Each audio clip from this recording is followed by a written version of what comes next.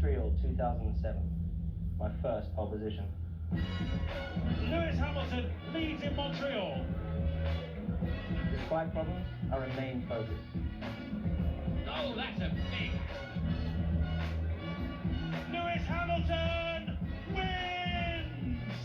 What a drive, what a mega start. 2 weeks ago, Lewis Hamilton rode his luck, retained his composure and re-established himself at the head of the Formula One World Championship. The boyhood dream comes true. Lewis Hamilton wins the Monaco Grand Prix. And it's pure emotion for Lewis Hamilton. The Canadian Grand Prix, round 7 of the Formula One World Championship, and it's hard to imagine Lewis Hamilton in a more positive frame of mind. Not just returning to the circuit where he claimed his first pole position and his first Grand Prix win, but also coming here 2 weeks after a sensational victory in Monaco, which has put him back on top of the Drivers' Championship. And he showed all that self-belief in qualifying yesterday, taking pole position by over a half a second. Now can he turn it into a much-needed third victory of the season? So commentary on the Canadian Grand Prix comes from Martin Brundle and James Allen, after James has taken us through the grid.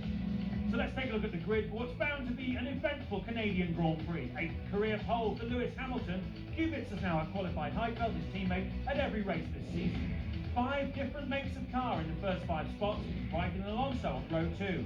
It's Rosberg and Massa on row 3. Row 4, Kovalainen and Heidfeld, who finished second here last year. Barrichello did a great job in the Honda to get into the top 10. Mark Webber had a spin and a crash. Glock and Nakajima on row 6. Row 7, David Coulthard and Jarno Trulli out-qualified here by his young teammate. Nelson Piquet still struggling in that Renault with Adrian Sutil alongside him. Row 9, Fisichella and Sebastian Bourdais in the new Toro Rosso. And starting from the pit lane because they worked on their cars after qualifying, Jenson Button and Sebastian Vettel.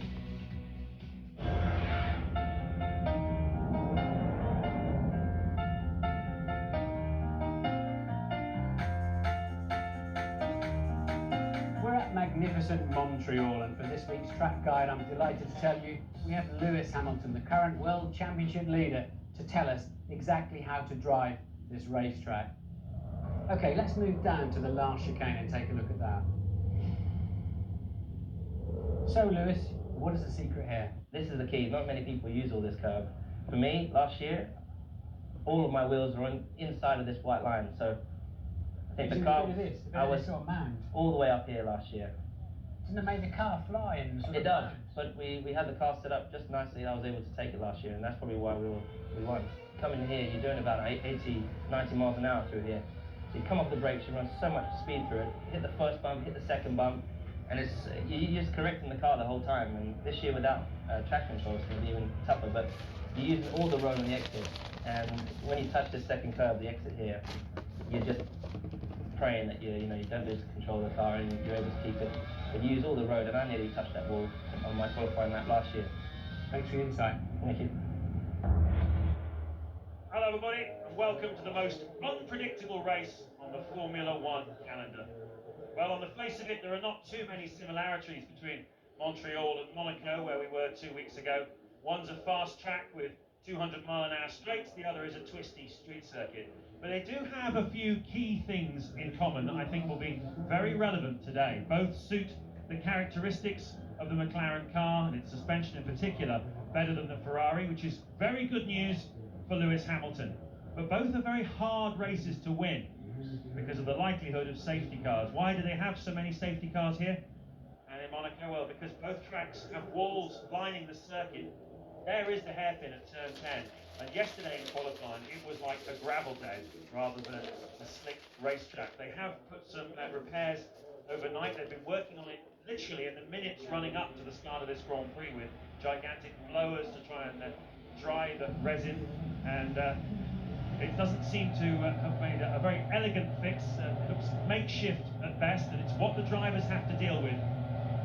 Okay, 70 laps of this Canadian Grand Prix. The 30th anniversary here in Montreal is set to get underway now. One competition.